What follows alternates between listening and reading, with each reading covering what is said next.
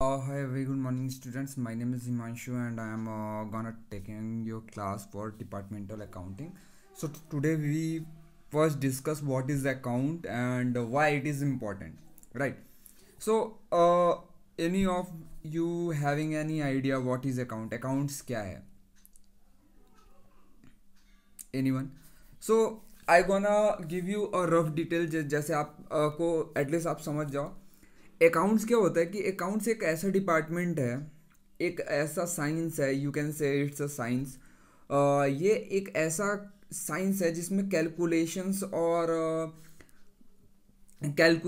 और डेटाबेस के थ्रू हमें ये पता चलता है हमारे जो कॉस्ट डायनेमिक्स हैं, लाइक हम कहाँ पे जा रहे हैं, जो हमारा ऑर्गेनाइजेशन है, जो हमारा होटल है, वो कहाँ स्टैंड कर रहा है. We are standing in profit और लॉस. अगर हम प्रॉफिट में हैं तो हम अपने प्रॉफिट को और ज़्यादा बढ़ा कैसे सकते हैं, अगर हम लॉस में जा रहे हैं तो कैसे प्रिवेंट कर सकते हैं. How you get to no?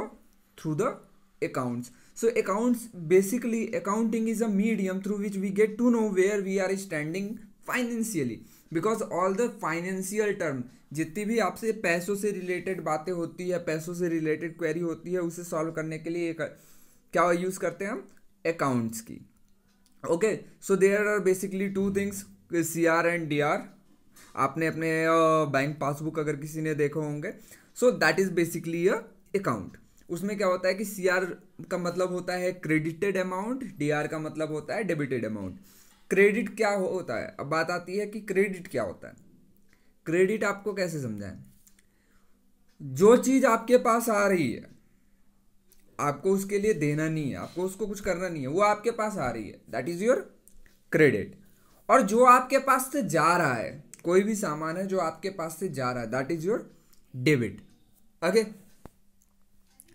So department refers to the activity centre, profit और cost centre usually located in the same roof but not carrying distance type of activities. Okay, so departmental accounting क्या होती है? So departmental accounting और department accounting is a system of financial accounting which is used to organization whose all works are done through the different departments and departmental store. Departmental account जो होता है, departmental account एक system होता है financial account का, विच जो कि organisation के लिए यूज़ किया जाता है different different accounts, different different department और डिफरेंट डिफरेंट स्टोर्स के फाइनेंशियल कंडीशंस को जानने के लिए, फाइनेंशियल चेकअप के लिए. Departmental accounts are prepared separately for each department. जो डिपार्टमेंटल अकाउंट है वो हर एक इंसान का, जैसे हमारे घर में जितने लोगों का बैंक में खाते होते हैं, सबके अलग अलग होते हैं, सब अलग अलग तरीके से मेंटेन करते हैं. किसी के अकाउंट में 10,000 रुपये होते हैं, किसी के अकाउंट में 5,000 होते हैं, किसी के अकाउंट में नहीं होते हैं.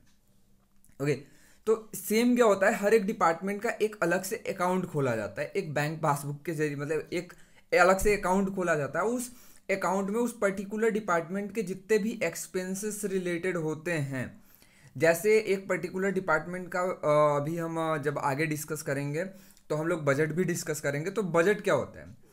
एक सर्टेन अमाउंट होता है, वो आपको चाहे वो पैकेट्स में लो चाहे आप इकट्ठा लो, आप अपनी ज़रूरत के हिसाब से बैंक, जो फाइनेंस होता है, जो अकाउंट डिपार्टमेंट होता है होटल का, स्पेशली फाइनेंस मैनेजर जो होता है, वो आपको फाइनेंस देता है. आप बोलते हो कि मुझे 10,000 रुपये की ज़रूरत है, तो वो 10,000 रुपये आपको क्रेडिट करेगा. अब आपको क्या करना होता है, एक डिपार्टमेंट है, फॉर एग्जांपल हाउसकीपिंग डिपार्टमेंट है, हाउसकीपिंग डिपार्टमेंट को चद्दर खरीदना है, तो वो चद्दर का एक बजट जो है वो फाइनेंस डिपार्टमेंट को देगा, और फाइनेंस डिपार्टमेंट क्या करेगा, उस बजट के हिसाब से पैसा उनको रिलीज करेगा उनके अकाउंट में. और उनके उनके जो पासबुक है, उनका उनका एक जो सेपरेट अकाउंट है उसमें दे देगा कि हाँ मैंने इनको 10,000 रुपये क्रेडिट किए इस पर्पज़ के लिए. अब वो डेबिट कैसे हो? आई होप यू अंडरस्टैंड मैं क्या समझाना चाह रहा हूँ. अगर नहीं तो आप क्वेश्चन कर सकते हो. Departmental account, okay, so here each department and trial balance will also be prepared. तो ट्रायल बैलेंस के जरिए ये सारी चीज़ें होती है. Departmental profit and loss account is prepared to ascertain the profit और लॉस. जो department profit and loss account किया जाता है वो इसलिए किया जाता है ताकि हमें ये पता सके, हम ये जान सके कि हम प्रॉफिट में चल रहे हैं या लॉस में. जो पर्टिकुलर डिपार्टमेंट है हमारा वो प्रॉफिट में जा रहा है या लॉस में. Okay, So next, it is transferred to general profit and loss account whole organization. Done. So objective of, what are the objective of departmental accounting? Departmental accounting किस लिए जरूरी है? सो पहले बेसिक जान लीजिए, हम थ्योरी में बात चलेंगे. डिपार्टमेंटल अकाउंट किस किस चीज़ के लिए ज़रूरी है ये मैंने आपको पहले ही डिस्क्राइब कर दिया, अगर आपने उन सारी बातों पे ध्यान रखा हो तो. डिपार्टमेंटल अकाउंट सबसे पहले ज़रूरी है, आप अपने डिपार्टमेंट के एक्सपेंसेस जान सकते हैं.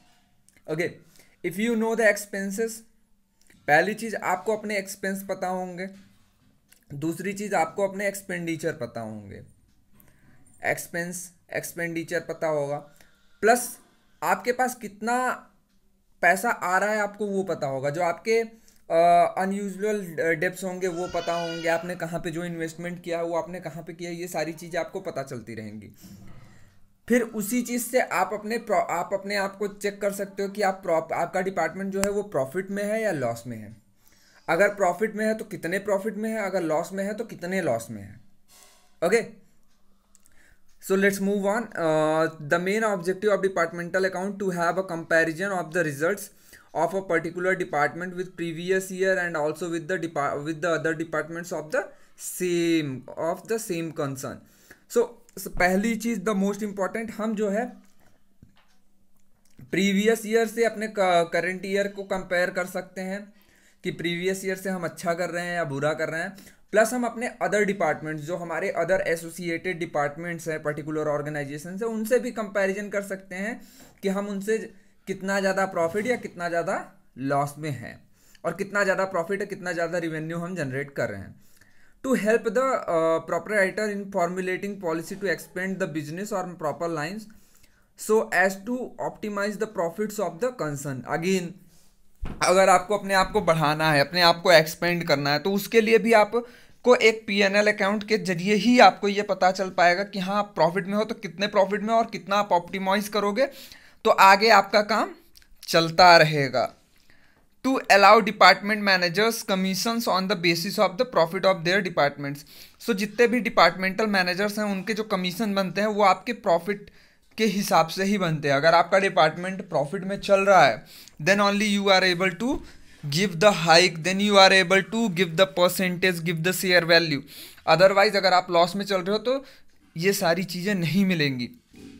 To generate information which may be helpful for planning, control and evaluation of performance of each department and for taking various management decision.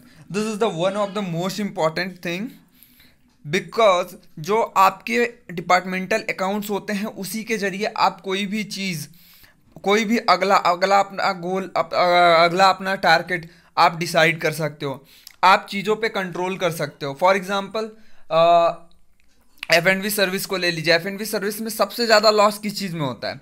Crockery, क्योंकि हमारी क्रॉकरी सबसे ज़्यादा ब्रेक करती है, स्पेशली अगर हम बात करते हैं बैंक्वेट्स की. Got my point. तो बैंक्वेट में क्रॉकरी बहुत ज़्यादा लॉस में जा रही है, और उसको कंट्रोल हम कैसे कर सकते हैं? नहीं कर सकते. तो उसको कंट्रोल करने के लिए हमारे पास एक ऑप्शन होता है कि जो हमारा क्रॉकरी का बजट है वो एक फिक्स है, सर्टेन बजट है. तो हम अदर रिलेटिव एक्सपेंसेस हम जान लेंगे कि हाँ यार ठीक है, क्रॉकरी हमारी ये हो रही है, अगर हम इसको सॉर्ट आउट नहीं कर पा रहे हैं, what we can do anything else. अब एनीथिंग एल्स में हम क्या कर सकते हैं? हम किसी ऐसे चीज़ को, जैसे हमारा जो मेंटेनेंस कॉस्ट है, जो हमारे क्या कहते हैं अनवैलिडेटेड डेप्ट्स हैं, इन सारी चीज़ों को कंट्रोल करके हम कहीं ना कहीं अपने आप को बैलेंस कर सकते हैं. ओके, और ये हमारे फ्यूचरिस्टिक डिसीजंस, जो हमारे मैनेजरियल डिसीजंस होते हैं for different things, different department को लेके, उसमें भी ये हमारे लिए हेल्पफुल होते हैं. Advantages of departmental accounts. So the main advantages of departmental accounts are as follows. It provides an idea about the affair of each department. Okay, ये हमें हर एक डिपार्टमेंट के कॉन्ट्रीब्यूशंस के बारे में बताता है. It helps to evaluate the performance of each department. Of course, because through this you get to know that which department is perform better. For an example, there is a department, there is a person X. I am just taking the example of X and Y. There are two persons, X and Y. X is responsible for one of the department, and Y is responsible for one of the department. in starting, like in a previous year, X performs very well, but in current year Y performs very well. So how you get to know that who's performing well in previous year or current year? Through the accounts, through the departmental accounts. आपने x का factor check किया, आपने देखा कि अच्छा 2019 में x ने इतना अच्छा परफॉर्म किया था, he scored 40% profit.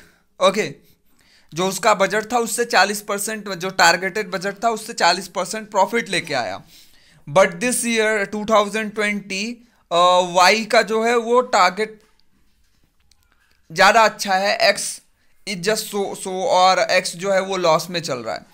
You get to know all these thing through the accounts, through the departmental accounts. You can evaluate performance, you can evaluate your departmental performance, where you are lying, where you are standing. Okay, it helps to reward the departmental managers and staff on the basis of performance. It facilitates control over the working of each department. Okay, it helps to compare the result of the one department with those of other department. Absolutely.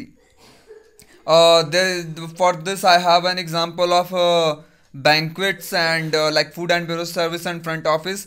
You know, the maximum number of rooms are sold, then we get maximum profit. But how is it possible to sell the room without food and beverage service? No, it's not, because F&B service is backbone for room selling.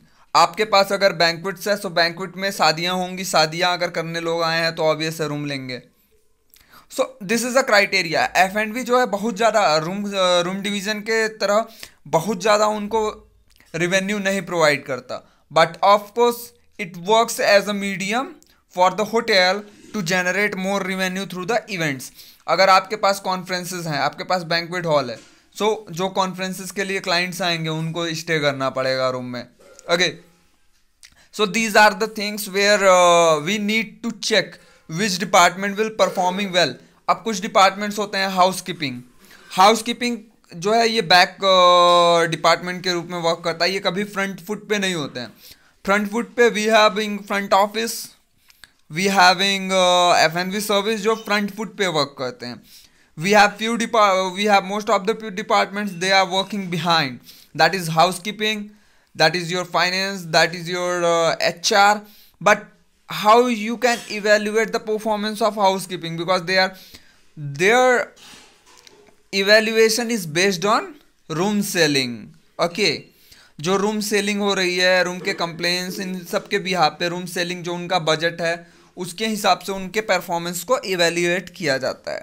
Okay, it helps to compare the result of departments on these other departments. It will give the preparation of departmental budget. Of course, it helps to calculate stock turnover ratio for each departments.